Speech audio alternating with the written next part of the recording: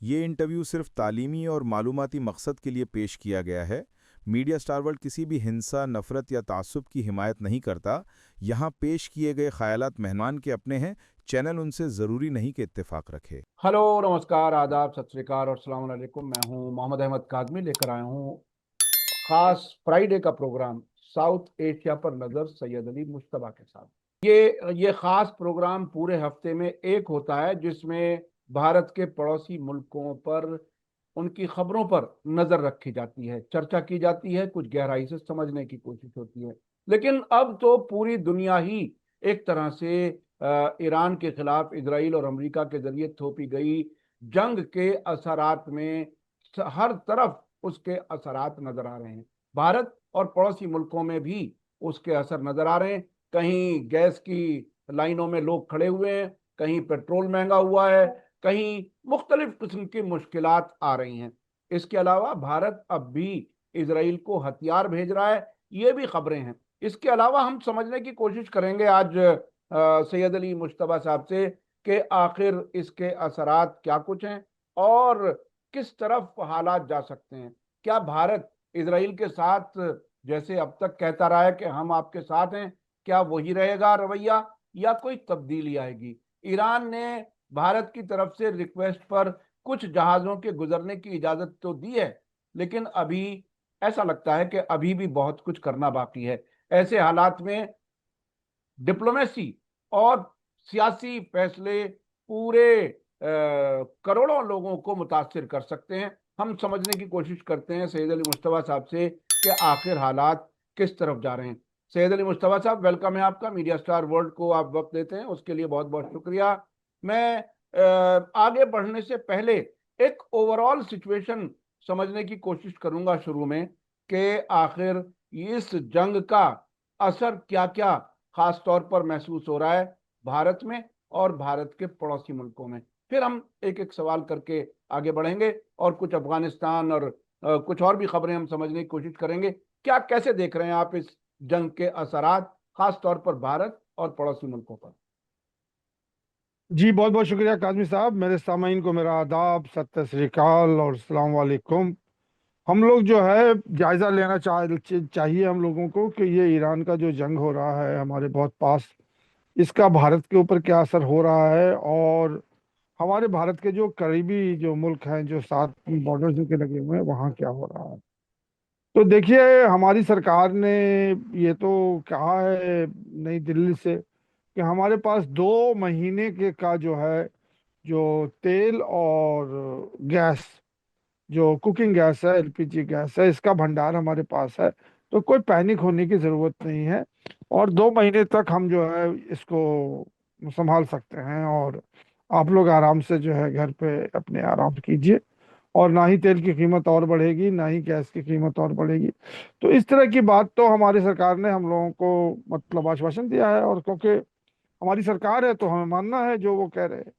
अब इसमें एक नई बात जो आकर के अभी आई है कि हमारे पड़ोसी जो मुल्क हैं, जो कि बहुत उछलते हैं प्रो चाइना हो करके और भारत की तरफ आंख भी दिखाते हैं, उन्होंने अभी मतलब एक भारत सरकार से मतलब कहा है कि हमें हमें जो है वो दिक्कत हो रही है तेल की, और हमें हो रही है गैस की।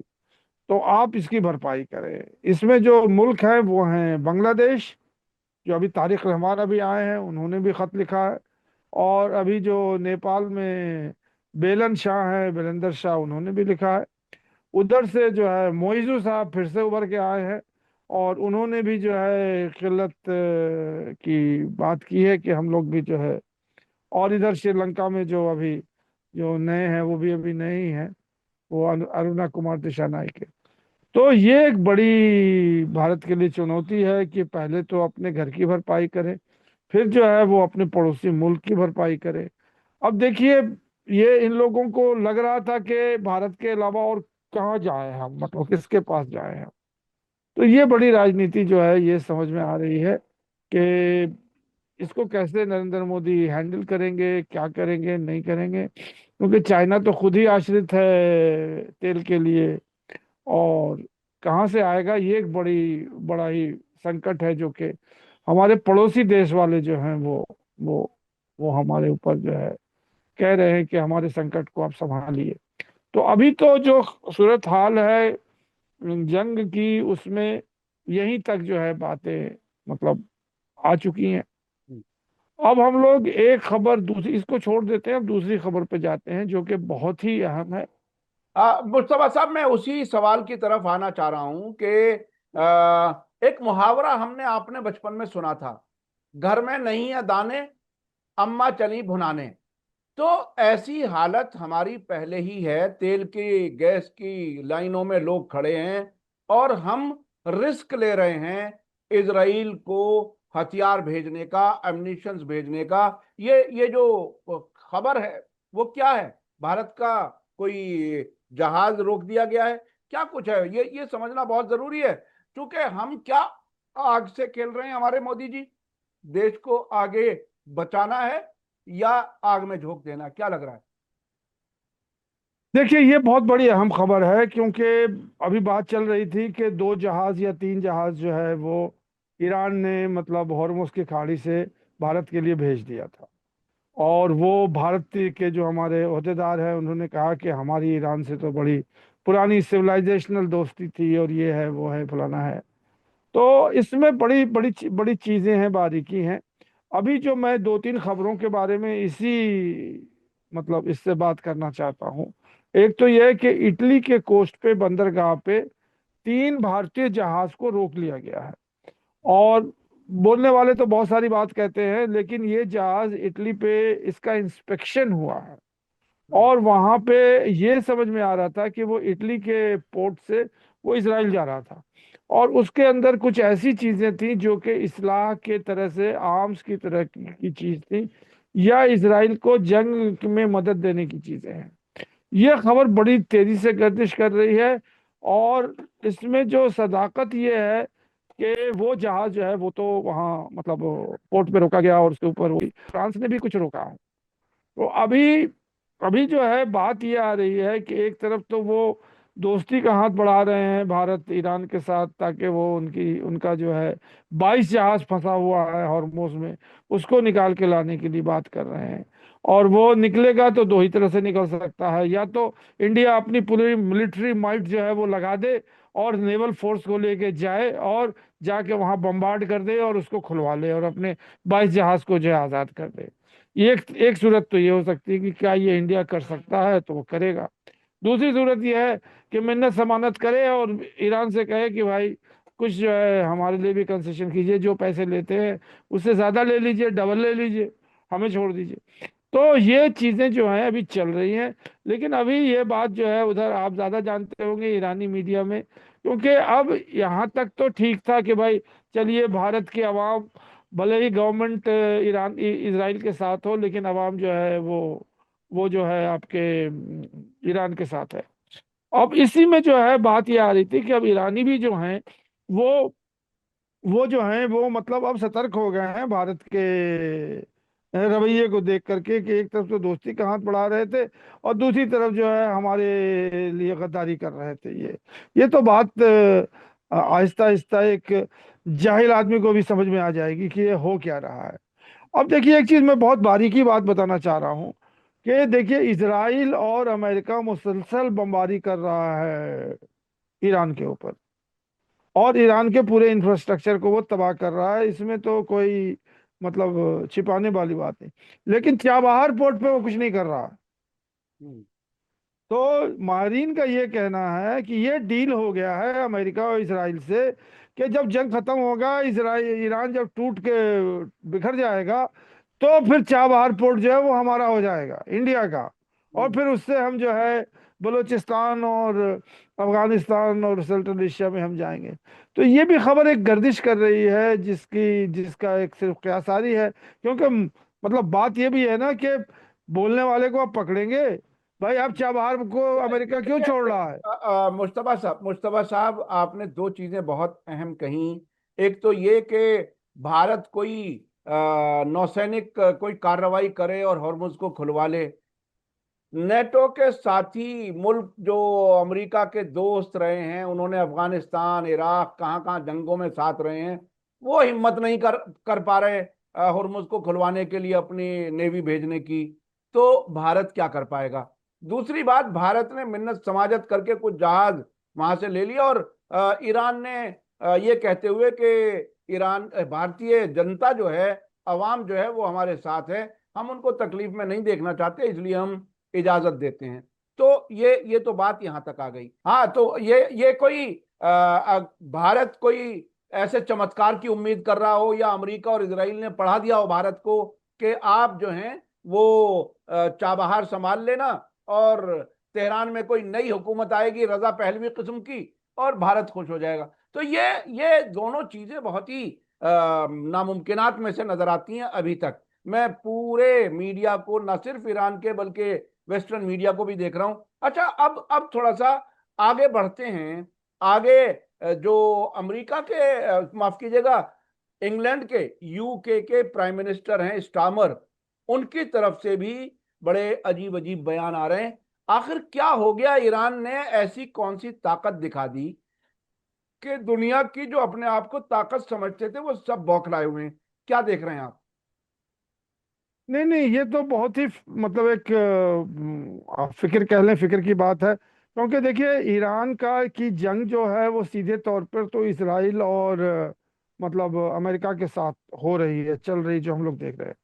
लेकिन इस जंग में आधी दुनिया से ज्यादा 193 कंट्रीज में से जो है एक बहुत बड़ा जो है वो अमेरिका और इसराइल के साथ लड़ रहा है। स्टैमर साहब भी उसी खीमे में है। यूएई जो है, अभी अभी हमने एक वीडियो देखी है कि जो मतलब बीएलए है, बलूचिस्तान लिबरेशन आर्मी, इसकी फंडिंग जो है यूएई में हो रही है। अभी एक साहब इंकशाफ कर रहे थे कि वो जो न्यूक्लियर बॉम्ब गिरेगा मतलब ईरान पे, वो दुबई के या यूएई के किसी गल्फ कंट्री में रखा हुआ है और वहीं से आके गिरेगा। वो अमेरिका से नहीं आएगा किसी बॉम्बर में या किसी इसमें। तो ये सब बातें चल रही है, और बहुत सारी बिल्डिंगें जो हैं जिसके ऊपर बाहर गूगल का बोर्ड लगा हुआ है और अमेजोन का बोर्ड लगा हुआ है, अंदर में जो है वो इजरायली फौजी फौजी या उनके जो लोग हैं वो वहीं से मतलब अपना काम कर रहे हैं। और बल्कि अमेरिकन फौज भी वहां बैठी हुई है उन्हीं सब बिल्डिंग के अंदर, जो कि अमेरिकन कंपनी है। तो ये सब खबरें जो है वो आ रही है, इसकी कोई तस्दीक नहीं है। अब लोग कह रहे हैं कि भाई यूएई को क्यों मतलब बम्बार्डमेंट कर रहे हैं, इतनी बड़ी बड़ी बिल्डिंग है उनको क्यों गिरा रहे हैं। अब तो यूएई ने खुल के कह दिया है कि हम इसराइल के साथ हैं, अमेरिका के साथ है। लेकिन और एक इसमें मुश्तबा साहब, मैं आपको एक चीज और बताऊं, अपने दर्शकों को अपडेट कर दूं। ईरान की तरफ से एक खबर ये आ रही है कि आप जो हमारे लीडर्स को टारगेट किलिंग कर रहे हैं, हमारे इंपॉर्टेंट लोगों को, हर आदमी के जवाब में हम बड़ी अमेरिकन कंपनी को तबाह करेंगे, और उसमें पूरी लिस्ट है, माइक्रोसॉफ्ट और गूगल और कौन कौन कौन कौन। तो ये जो आप बात बता रहे हैं कि उन कंपनियों के बोर्ड लगे हुए हैं और अंदर अमरीकी फौजी बैठे हुए हैं, तो ईरान की खुफिया एजेंसियां भी, मैं समझता हूं, काफी काम कर रही हैं, और होटलों पर और कई जगहों पर और कंपनियों पर टारगेट कर रही हैं। मुझे लगता है कि ये जो इंफॉर्मेशन आप दे रहे हैं, दोनों को जब कोरिलेट करके देखें तो वो लगता है ईरान के पास सही इंफॉर्मेशन है। अच्छा, अब थोड़ा सा आगे अगर हम बढ़ें, तो ये पाकिस्तान, ईरान, भारत, इस तिगड़ी में क्या कुछ होने वाला है, यहाँ यहाँ क्या कुछ होगा इस जंग के आगे बढ़ने की सूरत में, क्या लगता है आपको? देखिए, भारत जो है वो तो आइसोलेटेड है इस जंग में, और ना ही मतलब ईरान के साथ तो उसने अपने आप को अलग कर लिया है। और अगर वो भारत अगर साथ दे रहा है तो अमेरिका और इसराइल का साथ दे रहा है, और या नहीं तो फिर न्यूट्रल है। तो अब यहाँ पे भारत जो है वो तो सिर्फ आश्रित है कि कैसे हमें तेल मिल जाए, कैसे हमें जो है एलपीजी मिल जाए। भारत का इंटरेस्ट यही है, कौन जीते कौन हारे उससे कोई उसको मतलब नहीं है। बस यही है कि हमें तेल मिलता रहे। और तेल जो है का जो जो अभी एक मजे की बात यही है कि कुछ लोग जो है सोशल मीडिया में मजे लेके कह रहे हैं कि जैसे हिंदुस्तान में मुसलमानों के खोंचे पे कुछ हिंदू लोग आके कहते हैं, वो जो कौन सा कांवरिया यात्रा है उसमें वो कहते हैं कि हम जो है मुसलमानों से जो है कि दुकानों में जो है नहीं खरीदेंगे। तो अगर इसी वक्त हमारे नरेंद्र मोदी साहब कहते हैं कि तुम मुसलमान हो, तुमसे हम तेल नहीं खरीदेंगे, तो क्या होगा? हाँ हाँ, एक मजाक की ये बात है लेकिन बड़ी नहीं, तीखी बात है। नहीं, संजीदगी से सोचना चाहिए। ये आरएसएस और जायनिज्म वाले जो लोग हैं, वो इसराइल का भी आप यही देखिए, वो भी तमाम मुस्लिम मुल्कों से ही तेल लेते हैं। अगर उनका तेल देना बंद हो जाए तो इसराइल एक हफ्ते में चौपट हो जाए। तो ये बड़ी अजीब बात है कि उनसे नफरत भी है और उनसे आपको जरूरतें भी पूरी करनी है। क्या भारत आरएसएस के और मोदी जी के इशारे पर क्या मुस्लिम मुल्कों से तेल लेना बंद कर सकता है? अगर हाँ, तो क्या हम स्टोन एज में चले जाएंगे, जिस स्टोन एज में जाने की बात कही जा रही है ट्रंप के जरिए ईरान को? अच्छा, अब थोड़ा सा मैं और आगे बढ़ना चाहता हूं। इस तरफ क्या कुछ हो रहा है? एक कुछ खबर आ रही थी कि भारत में बहुत जगहों से ईरान के समर्थन में काफी डोनेशन लिए जा रहे, डोनेशन लोग दे रहे हैं, और इतना जज्बाती माहौल है कि लोग अपने घरों के बर्तन तक ला करके दे रहे हैं। औरतें अपने गहने दे रही हैं। क्या कुछ है? आपके पास क्या इंफॉर्मेशन? देखिए, मेरे साथ साथ जो है, मैं एक चीज आपको ये बता दूं कि ये जो डोनेशन आ रहा है, ये मैंने, आप ज्यादा जानते होंगे और मीडिया के लोग ज्यादा जानते होंगे। मुझे ये लग रहा है कि सिर्फ कश्मीर ही जो है वही इसमें आगे है। और मुझे एक आंकड़ा मिला है कि 5 करोड़ से ज्यादा वहां पे जो है वो मतलब डोनेशन हुआ है, जिसको ईरान एम्बेसी को दिया गया है। और उसमें जो एक बहुत ही, हमारे लिए जो है वो बहुत ही सटल, मतलब जो एक कहते हैं ना, बड़े दिल को छू लेने वाली जो जो तस्वीर थी, कि एक छोटी सी लड़की अपने कान की बाली उतार के दे रही है कि लीजिए साहब, ले जाइए, मुझे नहीं चाहिए। उससे भी ज्यादा जो बहुत ही दिल को छूने वाली है कि एक बच्चा जो है वो यूं गमछा लगाया हुआ है अपने मतलब शोल्डर्स के ऊपर, और अंदर से एक मुर्गी निकाल के दे रहा है कि ले लो भाई, यही मेरे पास, यही संपत्ति है, इसको भी ले लो आप। तो ये सब बड़े दिल छूने वाले हैं। एक ने जो है अपनी कार की चाबी दे दी कि ले जाओ, इसको बेच दो, बेच कर करके आप ईरान में ले जाओ। लेकिन मैं ये इस पे मैं थोड़ा सा मतलब आपसे भी मालूम करना चाहता हूँ कि क्या हिंदुस्तान के किसी और जगह पे भी इस तरह की चीजें हो रही हैं? मुझे इसका इल्म नहीं है। हाँ जी, और लेकिन कश्मीर में हो रही है तो क्यों हो रही है? मुस्तफा तो साहब, कश्मीर में हो रही है वो इसलिए हो रही है कि कश्मीर में एक शियाओं की पॉपुलेशन है। वैसे तो हैदराबाद में भी है, वैसे तो लखनऊ में भी है, जो मतलब मैं, मेरी मेरी जो जानकारी है, ये तो बड़े बड़े सेंटर हैं और भी जगहों पे शिया है वहां पे। लेकिन मुझे ये लगता है कि कश्मीर जो है वो अब ईरान को देख रहा है कि शायद उसकी उसकी जो है जो मतलब मुश्किलात को आसान करने के लिए ईरान ही आएगा। तो ये खबर जो है बड़ी इंपॉर्टेंट है। और इसके साथ एक चीज और खबर बड़ी इंपॉर्टेंट है जो कि लोग कह रहे थे, एक सेकंड, कि ईरान से एक जहाज हिंदुस्तान आ रही थी जो कि भारत के कहने के ऊपर उसको अमेरिका ने शॉट डाउन कर दिया। और उसमें कुछ इसी तरह के सामान थे या क्या थे, इमदाद थे, क्या थे। लेकिन भारत ने उसके ऊपर एक लफ्ज भी अमेरिका के अगेंस्ट में नहीं बोला, क्योंकि वो जंगी सामान, उसके अंदर कुछ नहीं था, वो एक मतलब रसद था, खाने की चीजें थी, क्या थी, नहीं थी।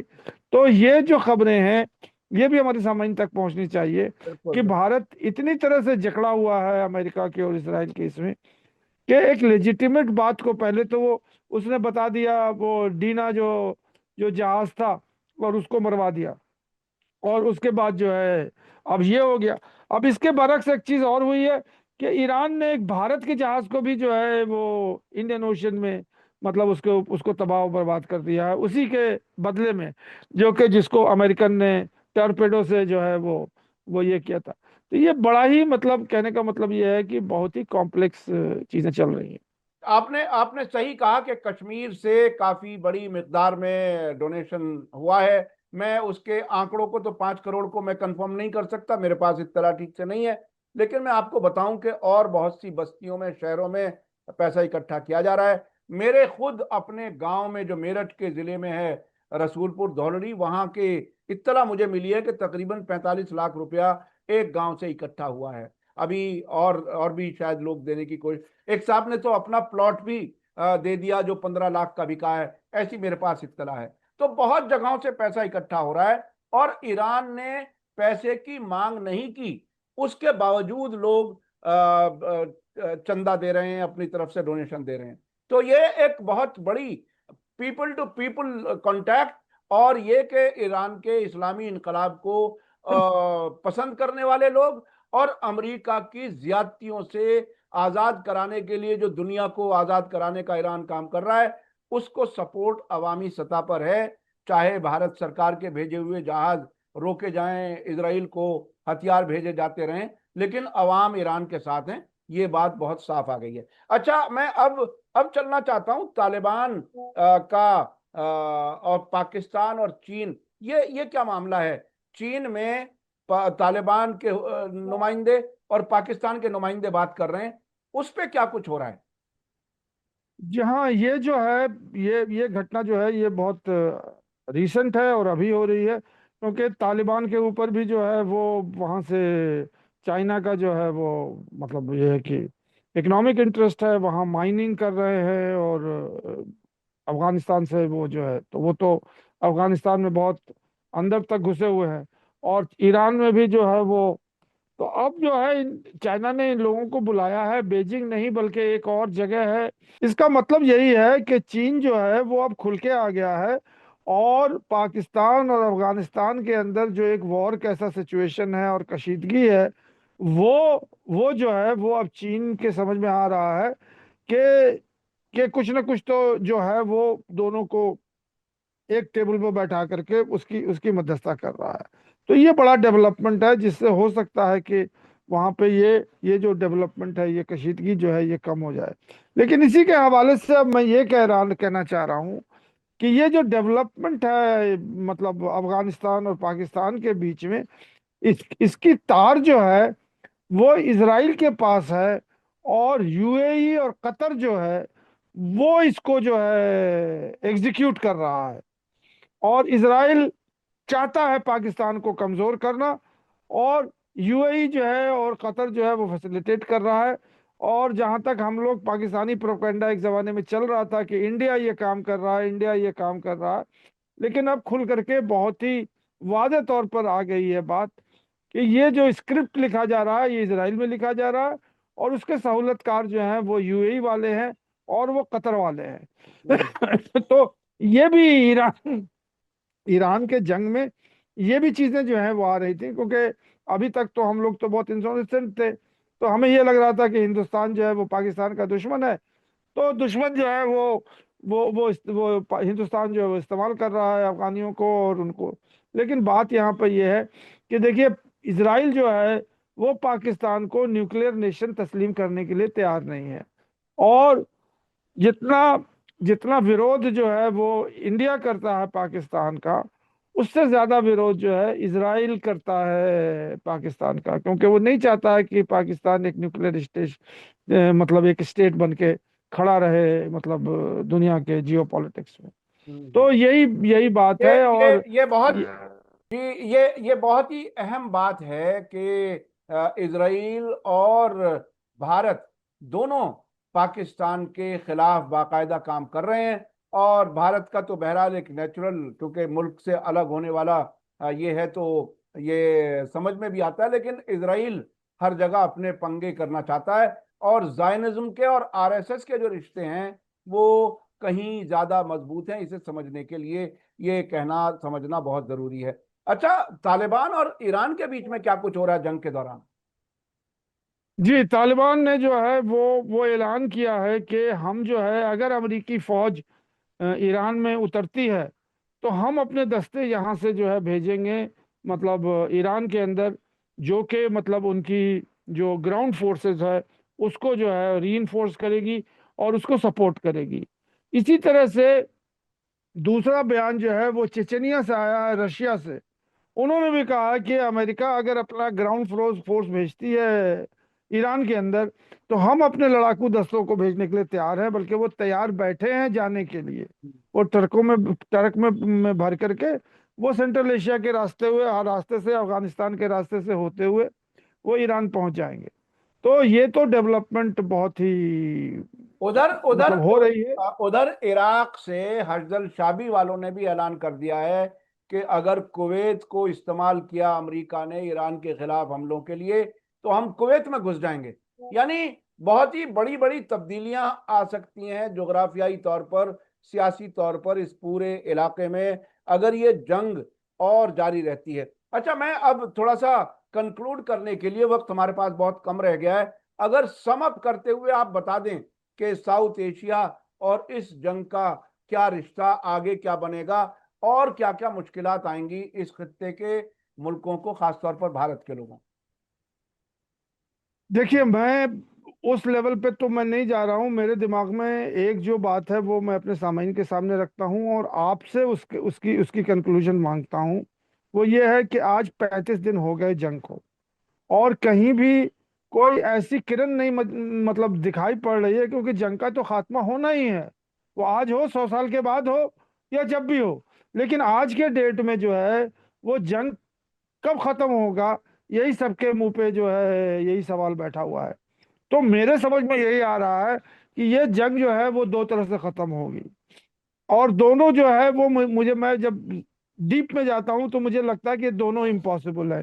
फिर क्या पॉसिबल है ये मेरे मतलब जहन से बाहर है। पहली तो ये है कि अभी जो मूछ की लड़ाई है वो ये है कि हॉर्मुज की खाड़ी को खुलवाना है। तो अमेरिका ने पूरी अपनी मतलब ताकत झोंक देगा और पूरा जो है वो करके वहाँ मतलब गन बोट्स लेकर के और जो भी कुछ करके वो घुसेगा, और उसके बाद वो वहाँ 35 किलोमीटर नाप लेगा और हरमुज को खुलवा देगा। अब उसमें क्या क्या नुकसान होगा, क्या उसमें फतह उसको मिलेगी कि नहीं होगी।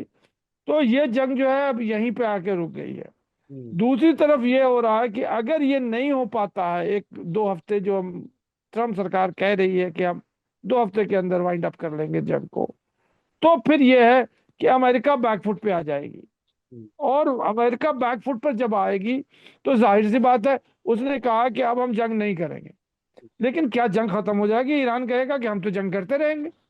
बिल्कुल, आपने अब आपने तो सही जंग बात की। करते रहे।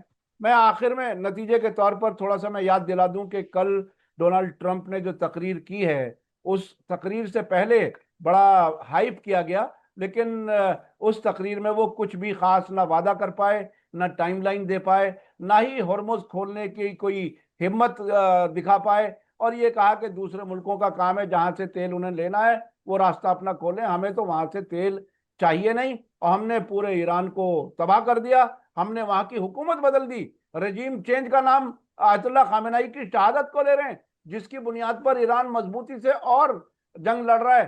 तो ये जंग लड़ने वालों को भी, खासतौर पर अमेरिका और इसराइल को भी, ये अंदाज नहीं था कि ईरान इतनी मजबूती से जवाब देगा। फिर बात वहीं आती है कि ईरान की जो कोर्ट में बॉल है, वो जब फैसला करेंगे जंग बंद करने की, तभी जंग बंद होगी। उससे पहले जंग बंद होती हुई नजर आ रही नहीं आ रही, क्योंकि यूनाइटेड नेशन वगैरह जो ऑर्गेनाइजेशंस हैं, उन्होंने भी अपनी क्रेडिबिलिटी खो दी है। बहुत बहुत शुक्रिया सैयद अली मुश्तबा साहब, आप हमें वक्त देते हैं उसके लिए बहुत बहुत शुक्रिया। मैं अपने दर्शकों को बता दूं कि मुश्तबा साहब चेन्नई में रहते हैं, वहाँ के एमजीआर यूनिवर्सिटी में पॉलिटिकल साइंस पढ़ाते हैं, और बहुत सी किताबें उन्होंने लिखी हैं जो काफ़ी लोग पसंद करते हैं। बहुत बहुत शुक्रिया एक बार फिर।